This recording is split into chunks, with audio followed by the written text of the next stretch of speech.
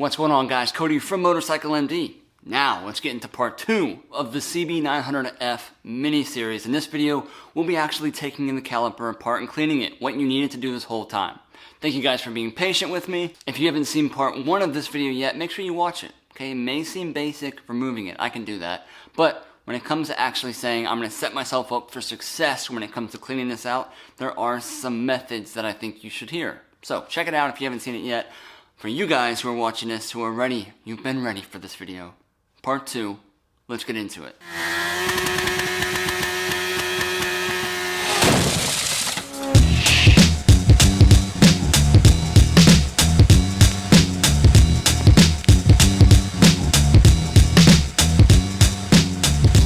Got caliper, master cylinder. I was able to find a new old stock parts for the master cylinder. I don't think Honda's really selling these anymore, so, and you can still get these from Honda. These are the caliper seals, okay? Dust seal and oil seal for inside of the pistons. There are 2 pistons, you need 2 sets, 4 altogether, okay? Tools, whatever you got to do some good scraping with. I got some snap ring pliers. I got 2 different sets. One's like a more of a down in the hole style snap ring that I thought that I might need. Some regular snap ring pliers for inside of here in case these don't work. Reverse duckbill pliers that I think they're called reverse snap ring pliers. I think they're actually called snap ring pliers, but it's a little bit different style. I use these to grab the inside of the piston, so we're not grabbing on the outside. Inside only, that's what we want. Some picks, 90 degrees, some of these. Little one that I made here to kind of get 90 degree inside of that hole, and some brass bristle brushes. Whatever you got really is what's going to be helpful. We don't want to jack the metal up too much inside, but there's going to be some dried crusty crap. And I got some contact brake cleaner. I love this stuff from Honda. Some gloves if you want. I won't be using gloves because I'm a bad boy, as well as a pair of safety glasses for when you are spraying down inside of here. Contact cleaner sucks when it's in your eyes. So let's start with the caliper. A couple of spare rags are good too, as well as some additional brake fluid, because when we go to put the seals back in, we want to kind of lube those up with some brake fluid. Something else I did not mention was some steel wool. I use the 4-aught steel wool, really fine stuff, just like I do in the carburetor videos that I have. This works great for polishing up this metal. I'll show you guys where I use this at. So let's go ahead and take these pistons out of the caliper. Hopefully, kind of grab a hold of it. See what I mean? By them being stuck. Brutal.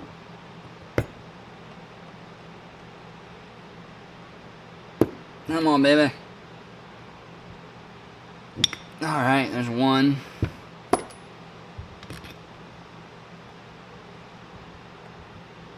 Ayah! 2.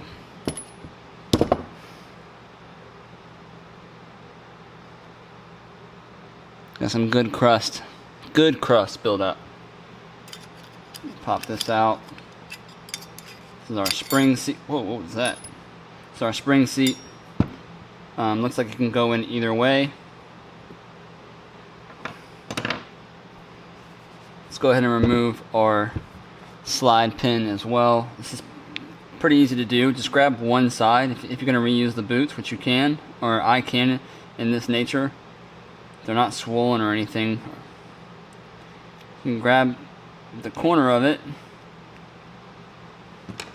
kind of bring it out around that piston without tearing it.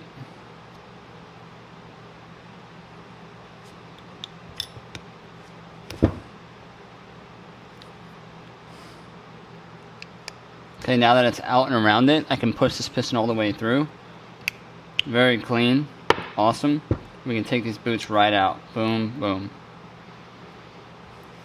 Okay, let's go ahead and grab our bleed valve as well. Shouldn't be on there tight. Cool. Let's grab our seals out of here.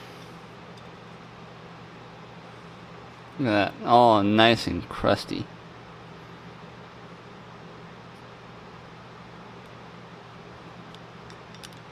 Yeah, dried up brake fluid, that crust builds up behind the seals. That That's what puts pressure on that piston. We got lots of it. Dig these out.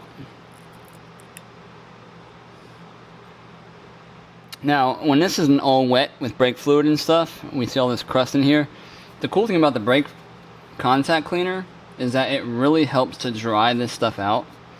So it becomes more of a powder when you're cleaning it, instead of you dealing with all this wet stuff. But in the meantime, what we can do is just start going at this. I have this little flathead screwdriver that I bent and kind of run it right inside of this guide. I'm not digging into the metal, I'm just trying to scrape up whatever crap that I have here. Some people use plastic brushes. They can spend a week on there if they want. But if you want to get this crust up, I suggest using some kind of brass brush or a pick like this to not gouge the metal, but scrape what's on there off.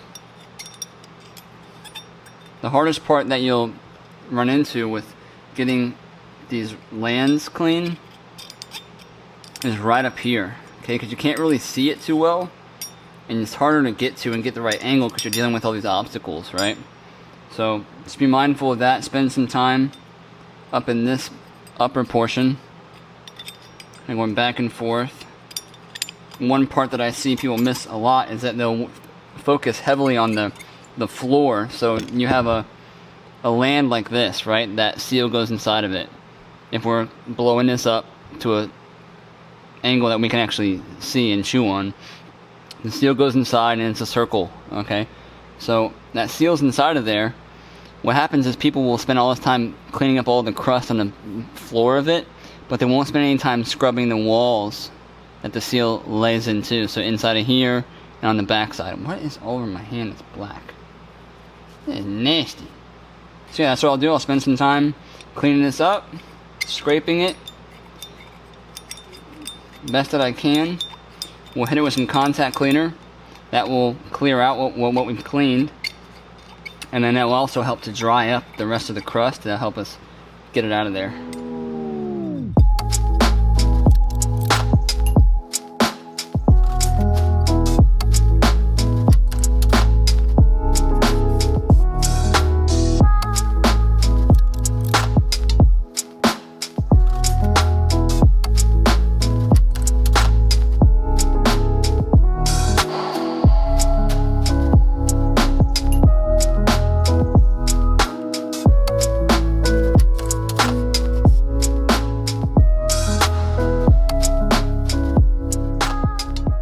Try not to keep any contact cleaner or brake cleaner on the paint for too long, just for fear of it might damaging the color of it. Brake cleaner, obviously. This paint on these calipers is a little bit better than like regular paint with clear coat and stuff. But just I try not to, leave these things with brake fluid all over them as much as possible. Kind of reserve that shine of that black paint.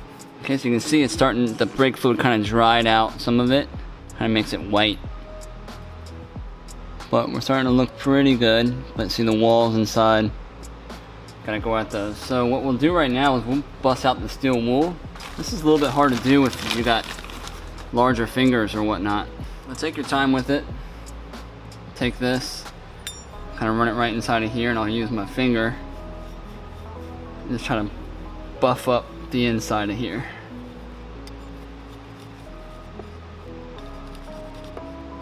Pretty heavy duty layer right there in that corner. Much better. I'll run my steel wool in there one more time to kind of polish up if I made any kind of scoring or light scratches in the cylinder. I'm going to polish them up with this real quick. Now when you use this stuff sends particles of steel wool everywhere. It's all over my bench, it's all over my tools. Just be mindful of that. I'm going to get all that stuff out. So you can rinse this in hot soapy water if you want and really kind of wash it all up. I use compressed air to get most of the crap right out of it and blow it dry. But yeah, the steel wool stuff gets everywhere, okay? Alright, so we got it to a point where I am satisfied with.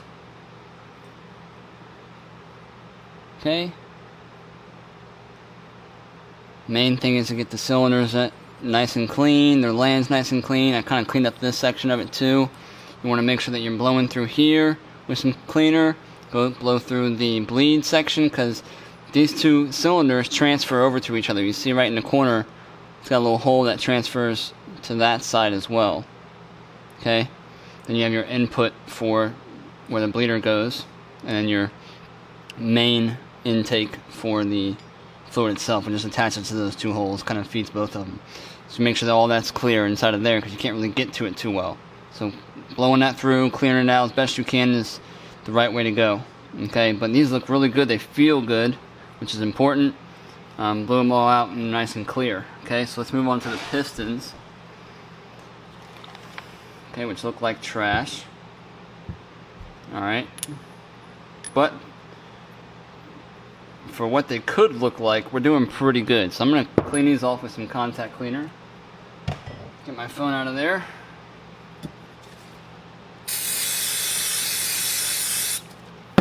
I can use my pliers. Grab a hold of it. Kind of clean it with a rag for now, just to see where we're at.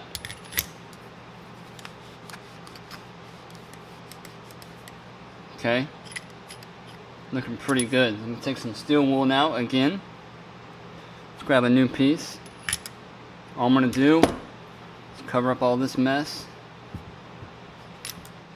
Going to wrap that in there like this. Hold on to it. Clean this thing all the way up. Clean the base of it up. Then we're going to start feeling around for any rust pitting or anything like that. That one looks pretty good. Alright, so you see here on this piston, we do have some lines that are, I can feel they're rusted. Okay, the rest of it's not too bad. All this stuff feels good. There's a little spot right there. There's some lines right here. So with a condition where it's not as bad as it could be, some of these are really, really rusted and pitted all down it, which you can't use. Anything that's really heavily pitted, it's gonna leak. Okay, it's gonna leak every time. This one's not too bad either. So what I'll do on just these smaller portions, because I still deem these usable for sure. I have a really fine file. Okay, I'll just take these and just kind of smooth them out. I just don't want anything protruding off of the piston. And again, if these were any worse, if there were deep, heavy score lines or just pitting all up and down it, all over it, I would suggest to replace them. But you could use these for sure. Actually, the same technique that I would use on a fork, suspension fork, before I put seals, sliding down seals on top of it. I'm gonna get rid of all this stuff beforehand. And these are ready to go back in. Okay, so really easy. You can do, just grab our caliper. We got some brand new seals.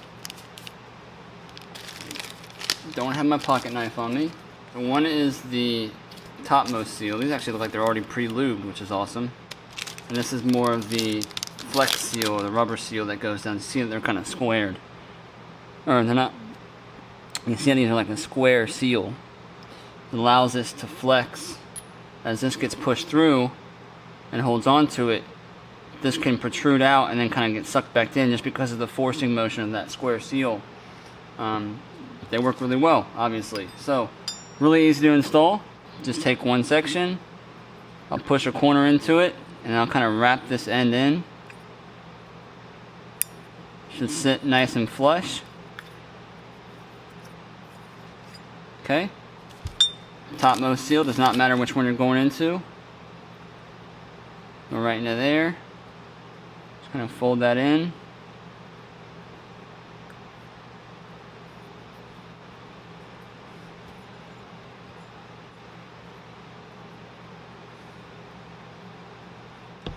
Now what I'll do is take some brake fluid.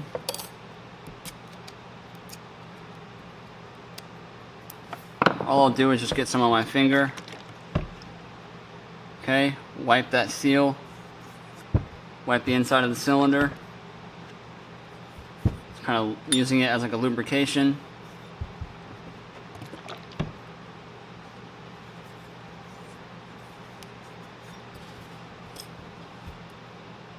Grab my piston.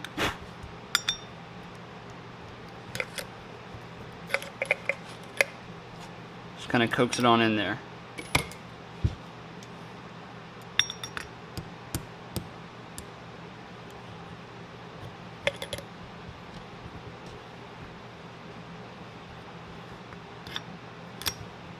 Okay, all the way in. Take our bleed valve.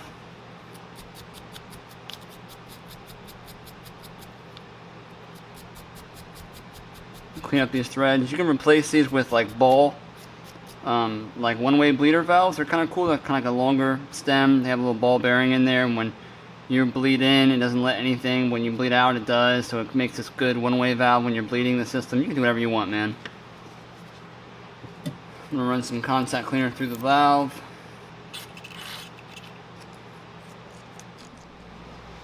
What I also like to do is grab a little flashlight and kind of look up right through there and see what you're working with, how much crud's built up on the walls. There is some there. And as well as our banjo bolt here. This allows fluid in and out. Kind of look into the walls of this. This one's really nasty inside. Okay, so grab something small that you can fit down in there. Have a little punch here and kind of take this.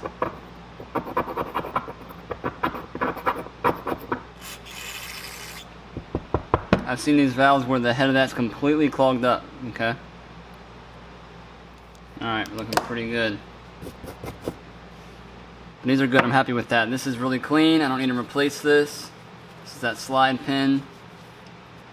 Okay, it's in really great shape. Sometimes you'll find these things are all pitted and rusted as well.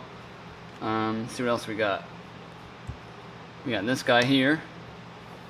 Steel wool works great on these. Want to make these nice and clean so the pads can slide around on them when they need. I am very satisfied with that.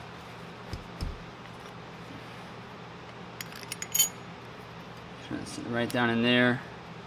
Caliper is rebuilt. Alright, last thing we'll do is we'll kind of shove some stuff inside of here and clean out all the grease, old grease or the lack of, from inside of here. Okay, get this all nice and cleaned up. Make sure there's no pitting in there. You can take your seals. You can replace your seals if you want to. I did not do them on these. These were fine. Sometimes if you're working with like a front caliper, it can, if you have like leaking fork seals and that fork fluid lands on top of these rubber piston boots, they'll swell up 3 times the size. It's pretty crazy. So for this, what I'll do, obviously I'll grab some grease. My favorite type of grease that I use, I'll put it in the description, AMSOIL, synthetic water resistant grease. And this is kind of a messy part, but what we'll do is we'll take a little bit of grease. It's my little paintbrush here, kind of rub the inside of that. So I know at least the walls of that are clean. I want to kind of try to keep this as dry as possible. And we'll take one seal, put it in there. It should sit nice and cleanly inside of its own little land inside of there. Okay, I'll kind of massage it like this, get to fully seat, maybe spin it. We'll run this piston. This is going to run through. It's going to push a lot of the grease out. But as soon as it grabs a hold of the seal, it's going to kind of retract it and bring it back in. So I'll take this, go all the way through, pop the seal around it, keep going with it all the way out. Okay? Just like that. So we're now past the land for the second seal. Now we'll install this one. If you want to put some grease inside of here, you can.